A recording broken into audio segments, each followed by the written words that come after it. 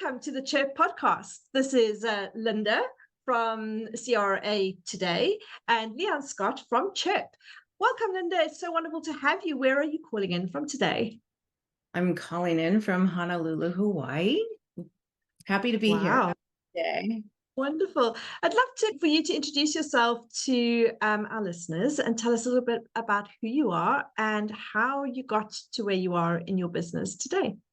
Oh, sure. So I was a banker. I grew up professionally within a bank, and I worked for a U.S. bank for about 12 years. And I got introduced to the Community Reinvestment Act, which is a federal U.S. regulation. And I got to build a program with a mentor of mine, and I fell in love with community development.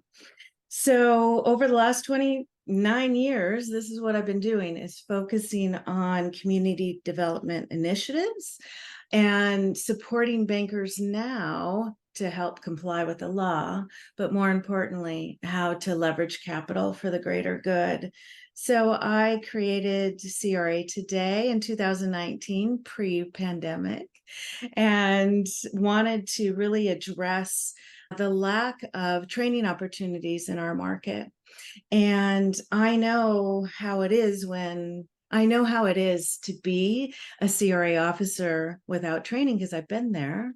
And while we have conferences and roundtables from the government and industry leaders, we don't have a lot of practitioner-based training. So I wanted to solve for that. So that's what I've been doing since 2019. I have a membership in a course and do some private training, and I couldn't be more excited to serve the industry and to do the work that I do. So yeah, it's been wonderful. Yeah. Amazing. I think there's so much that needs to be done within communities to help support and raise them up. So you said that you started in banking and you've been in it for many years.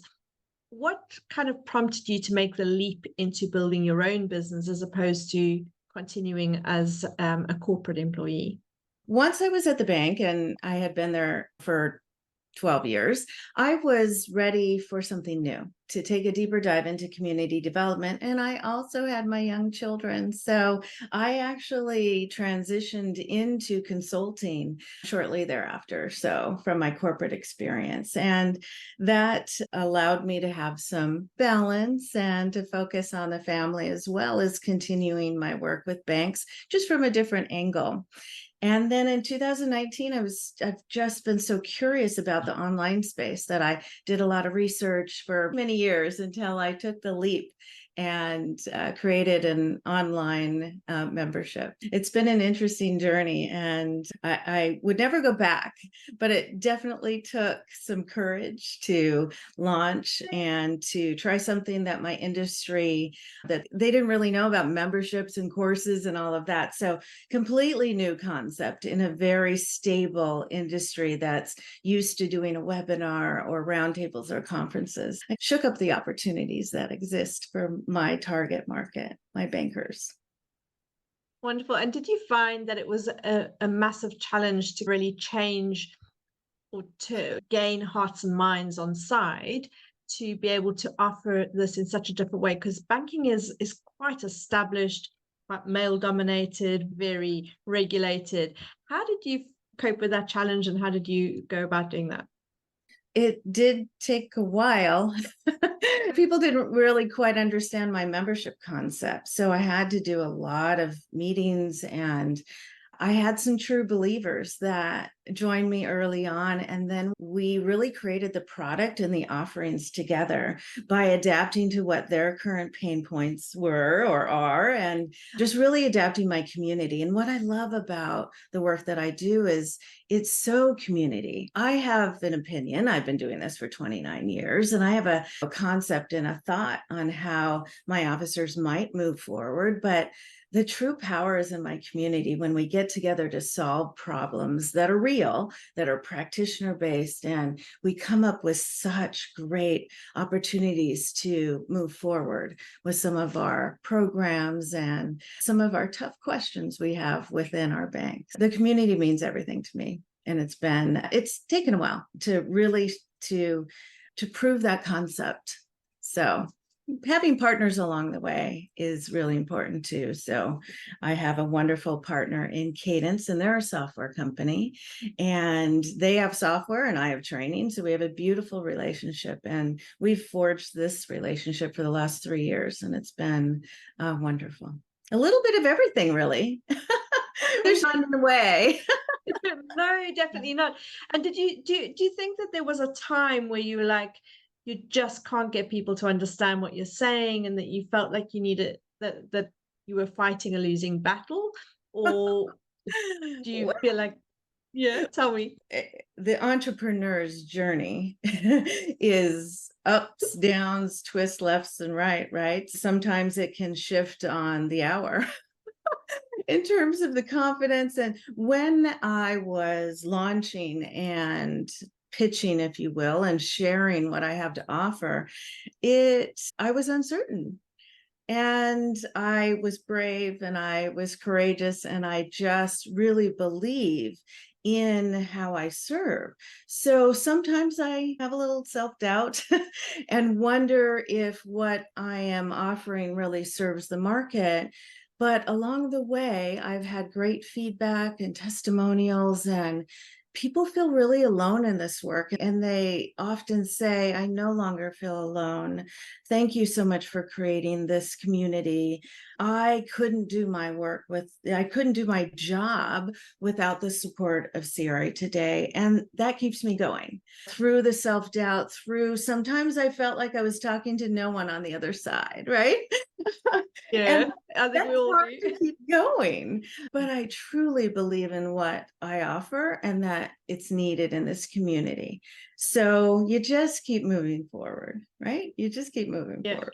Absolutely. They do say that the kind of future of marketing is not so much in brand, but in community. And that if you truly want to make a success in this next kind of phase of growth and evolution, you have got to be building that community. And I think maybe it's a bit of a layover from the pandemic, where everybody felt so isolated and realized that we'd started separating. And when they isolated us, we really felt that loneliness. Formed the company in 2019, but I launched August of 2020. So I launched in the pandemic when banks were dealing with a lot, and they obviously weren't getting out. So it was the right product at the right time, even though there was still some market confusion. And so we've remained obviously online. And whenever I visit certain states, I meet up with my community, and it's a beautiful thing. But it's definitely a super niche, right? There's 4,800 US banks there's 4,800 or so banks in the US. And so who I serve is a compliance officer in one of those banks. So it's sometimes hard to find and get their attention. And it's just a beautiful opportunity. And within those 4,800, based on asset size, there's about 1,700 that's my target market. So this is very personal to me. And I form connections and I care. So we get to know each other, and it's a very private community where they feel safe to ask questions and to learn and grow together. I'm so happy with how we've built it and how we're scaling it. And we also have regulatory change right in front of us. And that means our government is about to change the CRA. And it's going to create a lot of confusion again. And so I have the products and the way to serve. I want to welcome everybody in, and we'll get through it together, because no one will be an expert at this point. And we'll have to figure it out together. And the government will have some initiatives, but we'll really have to translate that down to how do we comply at our banks and how do we move forward. So there's a lot going on in our industry right now. Absolutely. And tell me, that's a hyper niche market, and it must feel really challenging at times, because you're like, 1,700 people is all I have. Is that daunting for you, or how do you manage that? Or does it just feel we can actually put our arms around every single one of those people and support them? I would say I have about 10% of the market. And once the regulation changes, then we'll have an opportunity to serve more, right? 1,700 people and changing lives really radiates out from there. While they come to me looking for technical compliance, right, to do their job, my goal is on the other side of the regulation where they can leverage the bank's capital for the greater good, partner with community entities, and to really provide opportunity for those that don't have other ways. Really provide opportunity for those that have less opportunities in front of them. So the banks serve everyone, right? It's very place-based. And I inspire our, hold on, I need some water.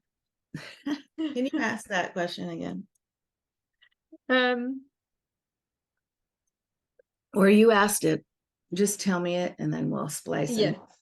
Yeah. How did you, so your niche is quite a hyper niche, is really small. Do you find that daunting at times, or do you feel like it's a manageable amount of people that you can really put your arms around and hug each time? What's really cool about it is that we get to know each other, and it is a small community. And I think that's powerful. There's not one person that we don't understand their journey, right? And that we can connect through this regulation, which is our common core. And I remember when I was at the bank, I felt alone in it, because oftentimes in our more community-sized banks, it's one person in charge of this regulation. And it's very different from other consumer compliance regulations. This is really an opportunity for them for them to be heard and seen and cared for, because I know how it is. You get through an exam, they're examined every 3 years, and it was a big feat, and there's no one that really gets it. And so we celebrate when people get through their exam, because we know how hard that is. And we're there for each other. So it's beautiful having a small community. And there's lots of growth opportunities. There's more people entering this space. No one really grows up saying, I want to be a compliance officer. A lot of us find our way into being a CRA and compliance officer. And there's not a lot of training. So that's what I try to do, is to help them do their job, understand how to leverage capital and communities and really make a difference. So the CRA was enacted by US Congress in 1977, and it requires banks to serve the community, of course, but not to exclude low and moderate income people, and also to serve small businesses.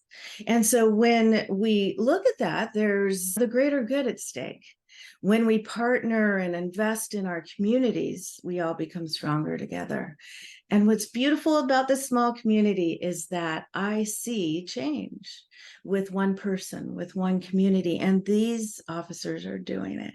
So it's so satisfying. And yes, we're small, but we feel big, because together we're this larger community, and there's a lot of work to do. That's how I think about it. Yeah. I love the way you think about it, because compliance is not sexy. It's not fun. And you only have 1,700 people in your market. And I'm thinking the next generation are probably looking at compliance and going, it's a little bit boring. But actually, the passion that you speak with and the way you can see how this can change lives, I love that. And I want everybody who's in compliance to come and talk to you now, because what's cool about it is, it's not, people look at it as pure compliance, and I don't blame them. That's really how our industry looks at consumer compliance. But the CRA is unique and different. And that's what I love about it, is that sure, there's a technical compliance and we have to make sure that we're meeting certain benchmarks. But what's beautiful about it is the power of changing people's lives. And nobody teaches that anymore. So I hope that I inspire folks to be able to do their job, the technical compliance, but get out into community and learn how to partner with entities and really get out there and to build up the community. And that piece can be a little bit tricky, but hopefully I inspire folks to take action and to try to partner and take the natural next step to do that work. So it's what I love And to. tell me, so what is compliance? What do you do? What is the day-to-day almost that a compliance officer would actually be working on? When they run a CRA program, they're typically, but not always, in a compliance department. And the compliance department is responsible for making sure that the bank is following US federal regulations, and mostly to protect consumers. It's consumer compliance function. And so the CRA, running a CRA program, is making sure the data is accurate, that it gets reported to the government on time, and that it's clean, making sure that the bank is equitably redistributing opportunity in the community by making loans and providing services and making investments for and to support small businesses or low to moderate income people or communities. So there's a lot of data on the compliance side, and there's governmental benchmarks per the regulations. So there's a lot of that. And once you get that down, then you can shift to the community. And once you have finished the compliance work, which is never quite done, but have it under control and have a process, then you get out into the community to partner with nonprofits and to learn what the community credit needs are, and then bring that information back to the bank and then work on solutions to further serve the community. And so it's a beautiful opportunity to support the bank and then leverage capital for the greater good. So Amazing. And if we shift just a little, you were telling me that you are also a mom and that your little ones were very little when you decided to break away from corporate life. How have you found juggling being a mom, being an entrepreneur, and finding that balance in life so that you feel like your kids have got enough attention and your business, which often feels like a baby, is getting enough of your attention?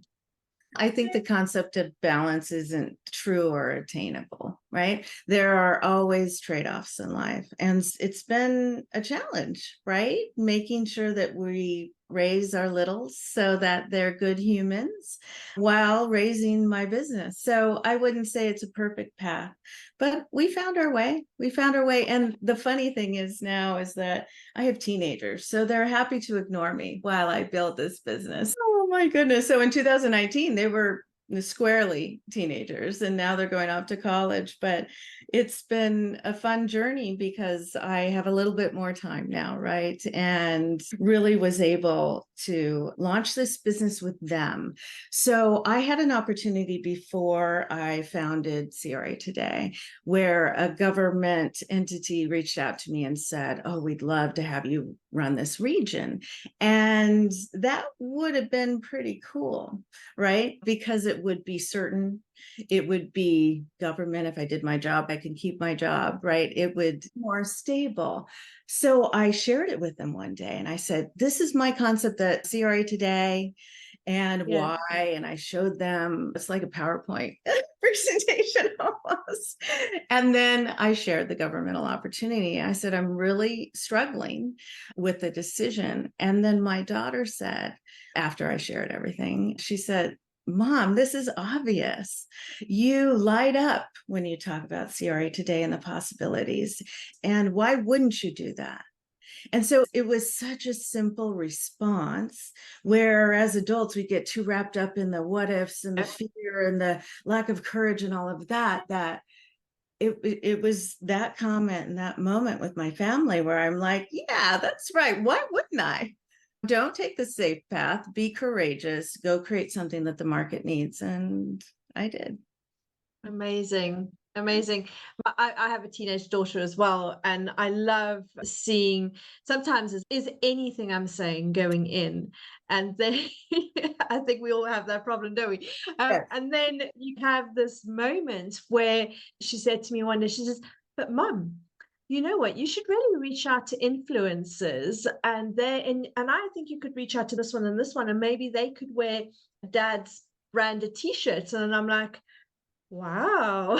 It Aw. really takes a moment where you like, they do hear, they do see, even if sometimes we feel like we're not doing a great job. It's a journey for sure. Oh, absolutely, absolutely. And I suppose a thing to think about then as a mum is, what are the top lessons you think your children have learned by watching you build a business? The moment you've shared is lovely.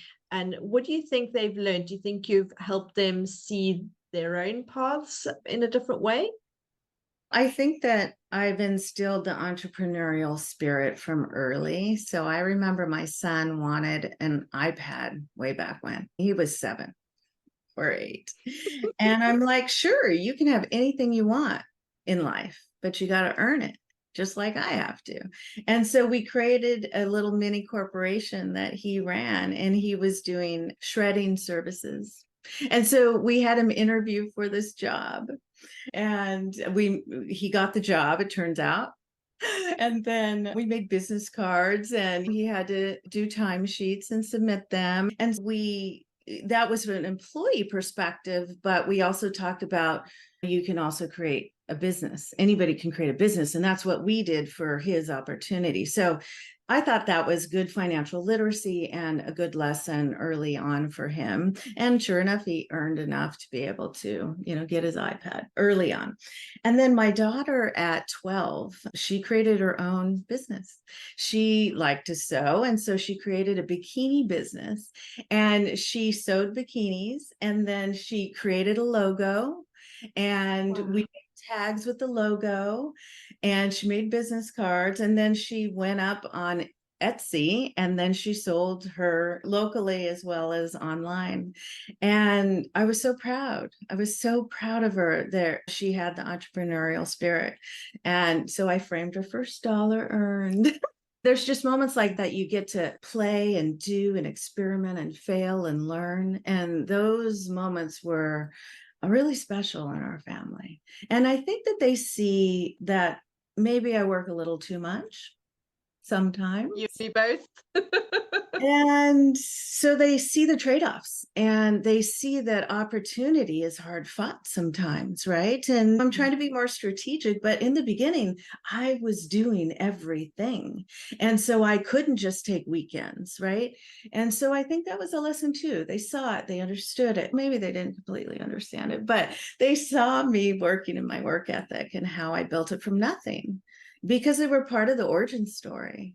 So I think there's lessons along the way, for sure.